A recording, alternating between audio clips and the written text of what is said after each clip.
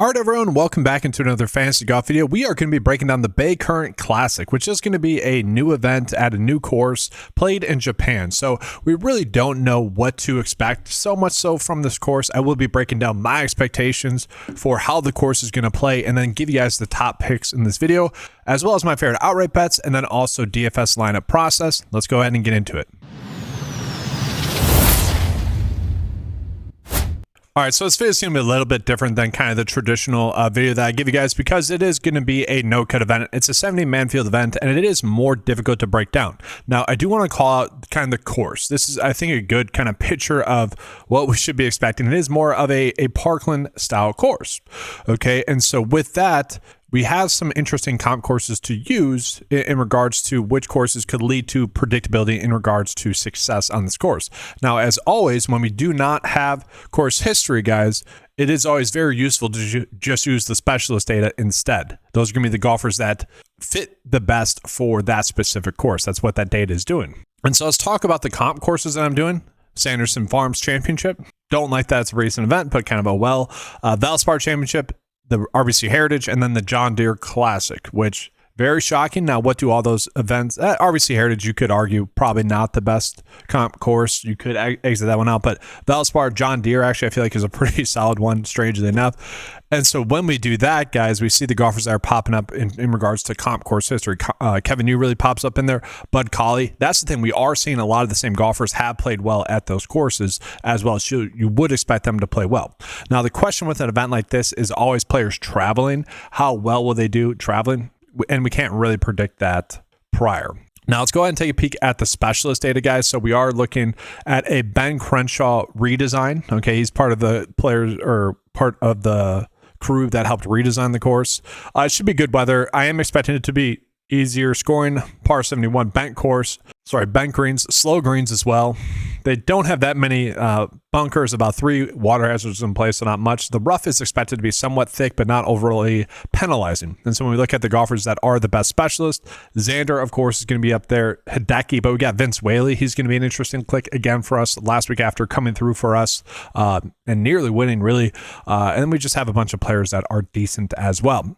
So let's go ahead and take a peek at what I'm looking at for key stats as well, guys. So key stat-wise, what we're looking at is going to be basically the same stuff. Could be looking at birdie or better percentage because it is, I think it's going to be an easier scoring event, but maybe I'm wrong. So I played it safe, went with birdie to bogey ratio. Just really want to be looking at the golfers that are going to be playing good golf, striking the ball well. So ball striking, total driving, and strokes gained approach.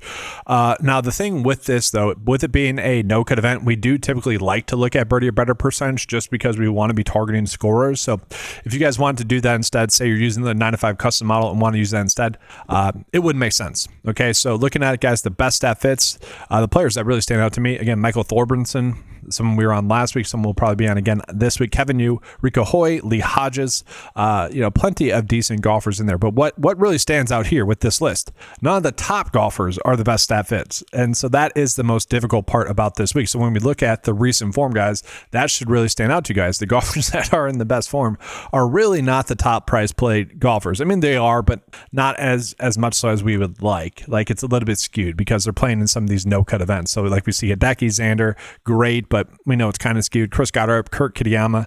I like those plays, but obviously they are juiced up a little bit for this event as well. All right, so let's go ahead and just get into kind of the top plays for this week. Now, Xander Schauffele, he's someone that does like playing in these events, has some ties to this area, kind of. So Xander did end up winning the Olympics that were played in Japan. His mom, I think grew up there. She moved there when she was 4 and then grew up there. His wife is half Japanese, half American as well. So kind of, ties to this area, and that's why he always tends to play in these events and tends to play well at these events. So he is someone that I don't mind being on just in general this weekend. Again, kind of given the no-cut nature of this event, we typically want to be paying up for the studs and then just going with a bunch of valleys because really how the bottom end players plays, it doesn't really matter as long as we are nailing the top end plays. That's kind of the issue though this week, is because we do need to be nailing the top end plays, and they are kind of just a guessing game as it currently sits. So Hideki is a fine play. I think he fits the mold of a player we want to be on. I just worry about the upside that we're getting with these two plays. That's a worry to me. Alex Noren has been someone that's been playing well on the DP Tour. Siwoo Kim is a play that really ranks out extremely well this week as well. Kevin Hughes, the scorer, we know that. He has played well at these style of events. Going to be a very good staff fit as well. We know he can score. I'm willing to pay up for him as well. Michael Thorbjornsen, very strong play at his price tag. I don't mind betting on Michael Thorbjornsen to win, guys, at 30-1 odds. I think that's fine.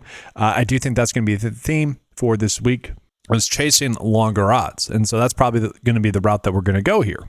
And so, as always, guys, the issue with this week is kind of this mid-range. Typically speaking, we do not want to play golfers in this mid-range, but it is tough for me to ignore Vince Whaley, who has been playing some good golf, who has made 14 straight cuts now on the PGA Tour, coming in off of a 4th-place finish for us, has decent comp course history, but is that very strong specialist, guys, top 5 in the field specialist-wise, and also going to be a decent staff fit across the board, top 20 in the field as well. So, overall, he's a top 10 play this week, and we can get him at around 8K. He's another golfer that we can bet at around 50-1 odds.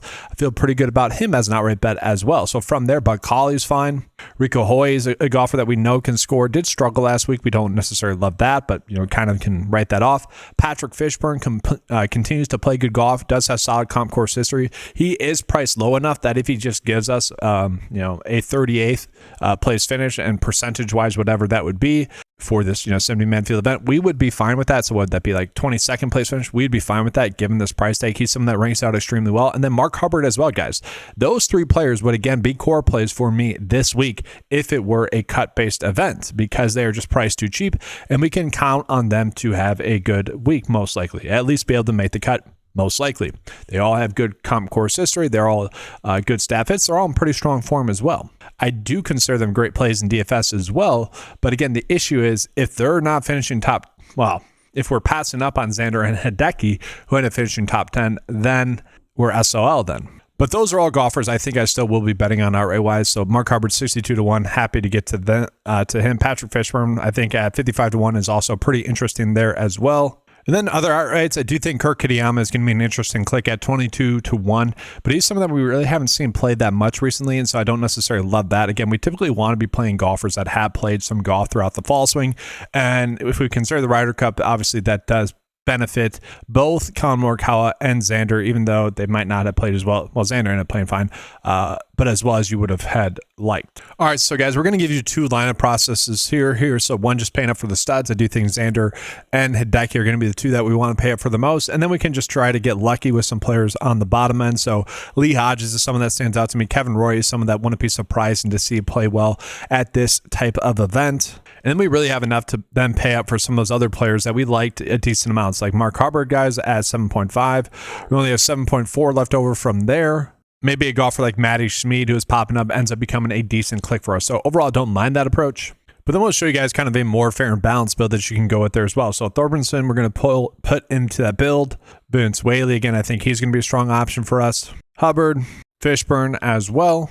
And then it becomes a question of really what do we want to do lineup-wise? Do we want to be able to pay up for one of the top 3 studs, or do we want to look elsewhere? That's really up to you guys. I don't mind getting to Bud Colley, and then we have about 9.9 left over. I kind of do think we want to just get one of these 3. I do think one of the 3 are going to have a good week, whether that's Xander, Hideki, or Collin Morikawa. I feel like that's just a dart throw. Before this build, I guess if we get to Chris Gotterup, I don't hate it that much, but we haven't seen him play competitively in some time. This should be a good course for him. Again, that's the pause with a lot of these players, is that we haven't seen them play competitively in quite some time. So we could just end up looking at Alex Noren, who has been a little bit weird, guys. So win, miscut, win. But he's someone that's played extremely well on the DP Tour, and you would expect him to play well this week as well. So closing out that way, it makes sense either way. So that's going to do it for this video, guys. Make sure to give a like on the video, subscribe to the channel if you guys have not done so before. That does help out the channel a bunch. If you guys would like access to any of the 9to5 fantasy golf tools, head on over to 9to5sports.com. Get access to all the tools for a low monthly cost of $10 a month. That's going to do it, guys. Thank you for watching. Good luck. And as always, let's keep cashing.